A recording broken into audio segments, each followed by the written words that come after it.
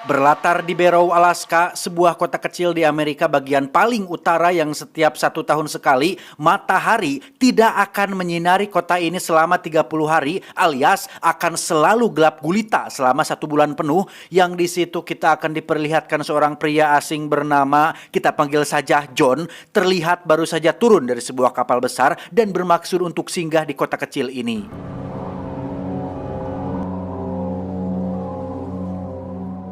Dan kisah akan berfokus pada seorang polisi setempat atau seorang sheriff bernama Eben yang sedang bersama rekannya bernama Billy baru saja menemukan tumpukan telepon satelit yang sengaja dibakar oleh seseorang, entah apa maksudnya, tetapi ini jelas adalah sebuah tindakan yang mubazir yang pastinya akan membuat David Gadget Inn menjadi sangat marah, dan jelas bahwa warga kota ini akan semakin terpencil karena tidak bisa berkomunikasi dengan dunia luar.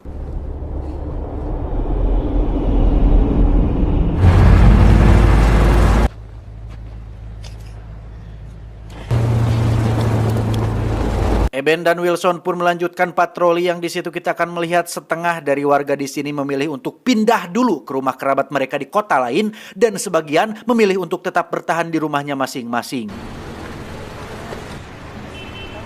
Dia bernama Brower, seorang penyendiri yang lokasi rumahnya kebetulan berada cukup jauh dari pemukiman sehingga Eben merasa perlu untuk mengunjunginya dengan maksud hanya sekedar ingin mengingatkannya tentang malam panjang yang dimulai besok. Namun nampaknya Brower adalah tipikal orang yang selalu goreng sangka. Goreng sangka itu istilah bahasa Indonesia apa ya? Berprasangka buruk. Si Brower ini tipikal pria yang selalu berprasangka buruk terhadap orang lain dan menganggap Eben punya maksud lain datang ke sini. Sementara itu mari saya perkenalkan Anda dengan istrinya Eben yang bernama Stella. Ini parasnya, rumah tangga mereka sedang agak sedikit bermasalah, bisa dikatakan selek lah. Keduanya sudah jarang berbicara satu sama lain, bahkan sekarang Stella berencana untuk pergi ke bandara dengan maksud untuk mengambil tawaran pekerjaan di kota lain sebelum kegelapan menyelimuti kota ini. Dan ya, Stella mengalami kecelakaan, nyawanya selamat tapi tidak dengan mobilnya, sehingga daripada dia terlambat ikut penerbangan terakhir dan satu-satunya orang yang gerecap di kota ini hanyalah Eben, suaminya, Stella mau tidak mau harus menghubungi Eben untuk mengantarkannya, yang karena Eben merasa dihubungi pas lagi ada butuhnya saja, Eben pun meminta tolong Billy, sahabatnya, untuk mengantarkan istrinya ke bandara.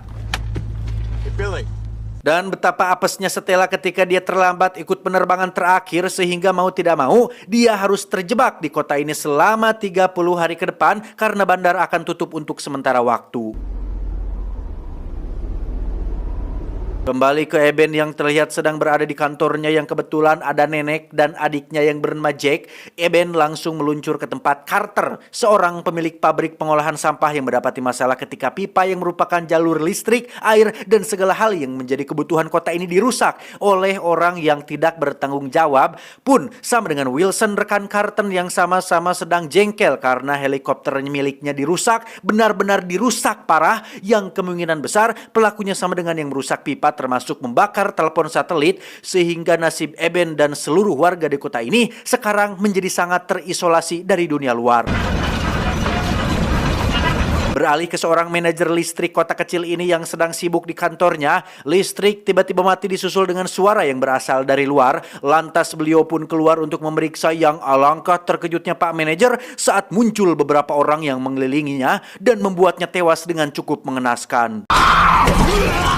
Tak hanya manajer listrik, mereka yang masih belum diketahui berasal dari golongan manapun menyerang sebuah rumah berisi pasutri di mana si suami harus kehilangan istrinya ketika didudut ke kolong rumah. Yang tak hanya itu saja, makhluk-makhluk mengerikan ini pun menyerang 3 pekerja pipa gas yang baru saja selesai bekerja.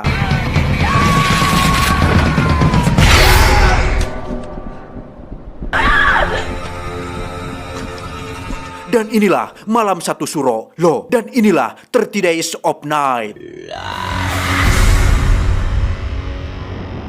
Berlokasi di sebuah rumah makan, John yang kita lihat tadi di awal terlihat bertingkah rusuh atau rese ketika dia memesan sesuatu yang tidak ada di dalam daftar menu seperti spiritus dan daging berit, sehingga Eben yang kebetulan datang pun langsung memintanya untuk keluar. Yang karena John yang ini bukanlah John yang suka rebahan, melainkan si John versi resenya, Stella pun merasa perlu untuk turun tangan membantu suaminya. I would like to see that.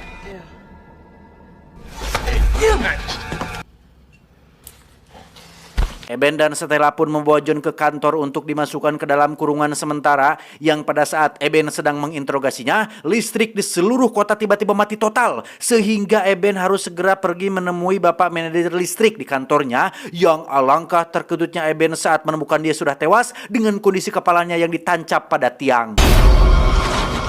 Eben pun langsung memperingatkan semua warga agar secepatnya masuk ke dalam rumah dan kunci pintu sarkep mungkin, yang ketika dia kembali ke kantor, Jake terlihat sedang dicekik oleh si John yang berusaha melarikan diri, sehingga Eben merasa perlu untuk melepaskan satu tembakan dan memborgol tangannya pada jeruji besi. Dengan fakta bahwa listrik mati, komunikasi terputus, dan alat transportasi udara tidak ada, jelas Eben dan semua warga harus terisolasi di kota-kota kecil mereka. Jelas Eben dan semua warga harus terisolasi di kota kecil mereka sendiri, mau pakai jalur darat sekalipun sama saja dengan bunuh diri di tengah cuaca buruk seperti ini.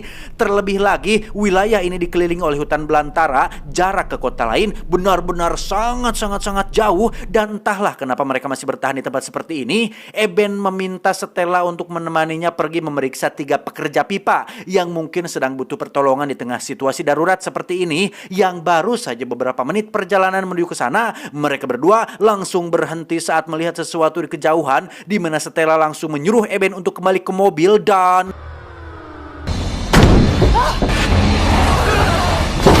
saat kembali ke kantor, Jack dan neneknya sudah menghilang dengan banyak darah di sudut ruangan, di mana si John sendiri nampak masih baik-baik saja dan sepertinya tahu makhluk apa yang sedang menyerang kota ini, sehingga si John meminta Eben untuk membunuhnya, tetapi Stella berhasil mencegah hal itu terjadi. Eben dan Stella pun pergi ke rumah makan yang di situ sudah ada beberapa orang yang memilih untuk berkumpul di sana. Rupanya Jack, adiknya, berhasil selamat dan menjadi satu-satunya saksi mata yang melihat makhluk-makhluk itu membawa neneknya pergi. Tetapi dia belum bisa memastikan makhluk jenis apa itu. Dan untuk pertama kalinya kita bisa melihat dengan jelas bebenguk makhluk-makhluk ini dari jarak dekat, yang jika dilihat dari giginya, mereka kemungkinan besar adalah makhluk dari jenis atau golongan vampir, yang karena listrik sudah mati dan kota sudah benar-benar terisolir, si bos vampir dan anak buah pun langsung menyerang dan membantai seluruh warga kota dengan terang-terangan. Sadar jika makhluk-makhluk ini tidak akan membiarkan mereka hidup, Eben pun berinisiatif untuk mencari tempat persembunyian yang jaraknya tidak terlalu jauh, di mana salah satu warga pun mengatakan tentang sebuah loteng milik tetangganya yang rumahnya tidak terlalu jauh dari sini, sehingga untuk memastikannya, Eben akan memeriksanya terlebih dahulu, ditemani oleh Stella yang khawatir suaminya keluar sendirian. Dan ya, para vampir ini pun berhasil mencegat bahkan menjungkir balikan mobil Eben, yang di detik-detik krusial itu muncullah Brower dengan mobil pengeruk saljunya dan berhasil membawa mereka pergi dari sana.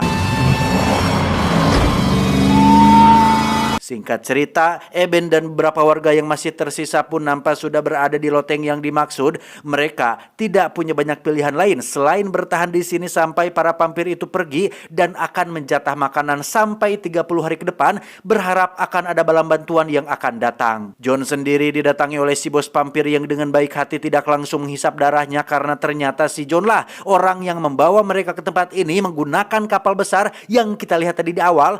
Alasan John melakukan ini karena tergiur dengan tawaran si bos vampir yang menjanjikan kehidupan abadi dengan akan merubahnya menjadi bagian dari kelompok mereka. Tetapi nampaknya si bos vampir punya rencana lain dengan tidak akan menambah anggotanya, karena hanya akan menjadi beban dan membuat jatah kelompoknya menjadi semakin berkurang. Sehingga sebagai gantinya si bos vampir akan membuat si John kekal abadi, tapi bukan di dunia ini.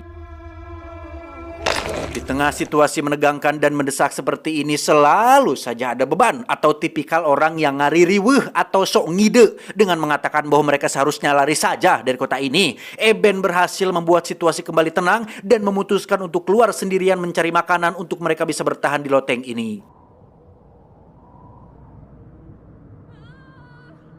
Saat sedang ngehep-hep alias bergerak pelan itulah Eben digupayan oleh si suami yang istrinya ditarik ke kolong rumah. Rupanya beliau masih hidup dengan cara bersembunyi di bawah rumahnya. Yang alangkah terkejutnya Eben saat melihat warganya ini memiliki gigi tajam seperti vampir, hingga bisa disimpulkan jika pria ini sudah terinfeksi darah vampir, berubah menjadi golongan mereka sangat haus darah seperti vampir konvensional pada umumnya. Namun Eben menyadari satu hal, bahwa meski seseorang sudah terinfeksi alias berubah menjadi vampir, pikiran dan memorinya masih sama seperti ketika dia masih menjadi manusia. Hanya saja insting vampir dan rasa haus akan darah mengalahkan dirinya sendiri, sehingga Eben tidak memiliki pilihan lain selain membunuh warganya tersebut.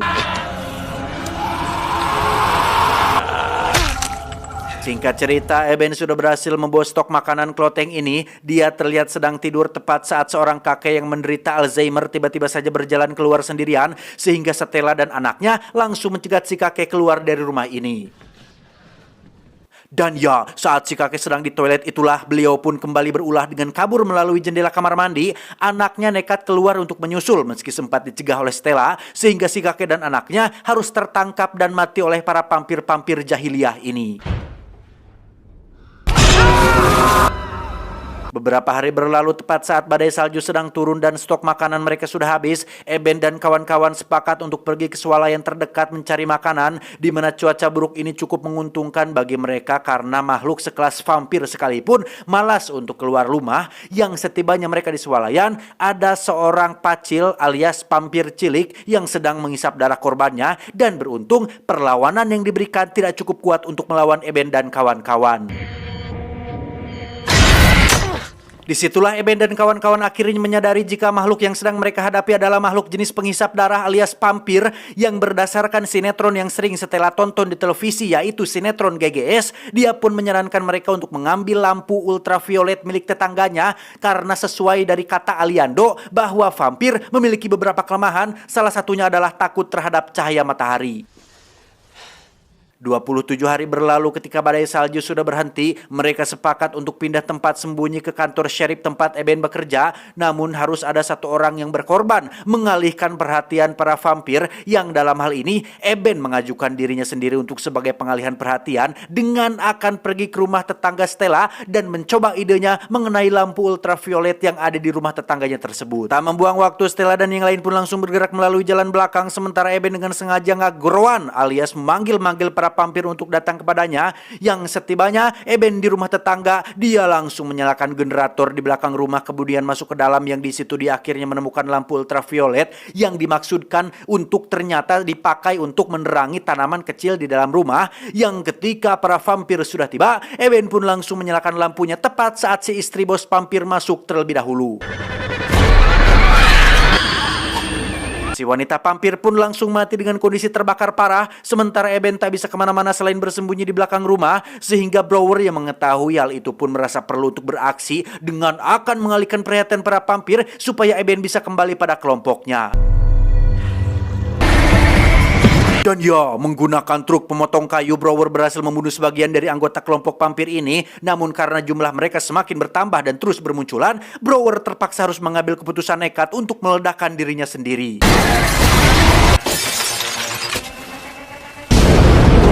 Eben berhasil kembali kepada yang lain, yang di situ hanya tersisa 6 orang termasuk dirinya. Namun Carter tiba-tiba berdiri dan mengatakan bahwa sekarang mereka hanya tinggal berlima saja, karena ternyata Carter tak sengaja terinfeksi saat kejadian di swalayan tadi, sehingga daripada menjadi mamala atau beban bagi kelompok ini, Carter pun sadar diri dan meminta tolong Eben untuk membunuhnya sebelum dirinya menjadi vampir dan haus akan darah segar.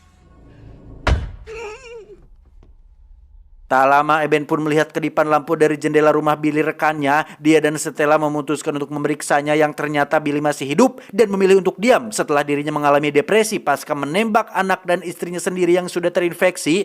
Eben dan Stella membawa Billy untuk bergabung dengan yang lain, namun ternyata mereka sudah pergi duluan ke pabrik pengolahan sampah milik Carter, sehingga mereka bertiga memutuskan untuk segera menyusulnya. Dan ya, muncullah sesosok anak kecil yang ternyata masih manusia dan sengaja dibiarkan berkeliaran begitu saja sebagai umpan untuk memancing Eben dan yang lain keluar. Karena kasihan, Stella pun nekat menolongnya sehingga untuk kesekian kalinya Eben harus berkorban menjadi pengalih perhatian supaya Stella dan si bocah cilik ini bisa pergi ke pabrik Carter. Tak ingin membiarkan rekannya mati, Billy pun nekat keluar juga dan berhasil memancing si vampir untuk mengejarnya sehingga Eben dengan cepat lari menuju pabrik untuk menyusul Stella dan si bocah cilik itu.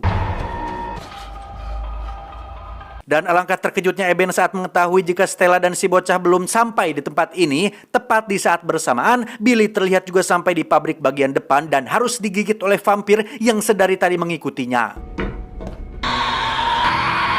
Billy akhirnya mati di tangan Eben, sementara para vampir nampak sedang melancarkan rencana selanjutnya, yaitu membocorkan pipa minyak dan bermaksud untuk membakar seluruh kota kecil ini dengan tujuan untuk memusnahkan barang bukti, sehingga ketika ada orang luar yang datang ke sini, mereka akan mengira jika semua orang mati dalam insiden kebakaran. Tak lama Stella pun menghubungi Eben melalui walkie-talkie. Rupanya dia masih ada di pusat kota dengan bersembunyi bersama si bocil. Disinilah Eben benar-benar stuck, bingung harus biji mana lagi. Sehingga dalam detik-detik krusial itu, Eben pun terfikir sebuah cara nekat untuk melawan para vampir dengan cara mereka, yaitu dengan menjadi kuat sekuat mereka, di mana Eben mengambil sedikit darah vampir di tubuh Billy, kemudian menyuntikannya ke dalam tubuhnya sendiri. Setelah menyadari bahwa seseorang yang baru terinfeksi masih bisa mengontrol tubuh dan pikirannya sebelum benar-benar haus darah, sehingga Eben punya cukup waktu untuk bertarung melawan si bos vampir dan seluruh anak buahnya. Dan ya, Eben yang masih seorang vampir pemula pun nekat mendatangi mereka semua dengan terang-terangan, menantang si bos untuk melakukan duel tepat di hadapan anak buahnya untuk menunjukkan siapa yang paling kuat di antara mereka berdua. Sungguh di luar dugaan, Eben yang masih noob pun bisa dengan mudah mengalahkan si bos, sehingga anak buahnya langsung jiper dan memilih untuk melarikan diri. Yang alhasil mimpi buruk ini pun berakhir tepat saat matahari terbit dan malam yang gelap di kota ini resmi berakhir. Sama seperti Carter yang tak ingin menjadi beban dan sadar diri dengan kondisi tubuhnya sendiri, Eben pun meminta Stella istrinya untuk memeluk erat dirinya tepat saat matahari terbit, sehingga tubuhnya pun perlahan terbakar dan menjadi abu tepat di pelukan istri tercintanya. Beberapa hari kemudian, muncullah seorang pria asing dari kota lain yang memiliki perawakan kekar, bertato, berkulit hitam, dan suka membawa pedang di belakang punggungnya, di mana pria ini adalah seorang pembasmi vampir terhebat dalam sejarah yang datang ke kota ini untuk membinasakan anak buah vampir yang masih tersisa. Tamat, ending yang cukup membagongkan.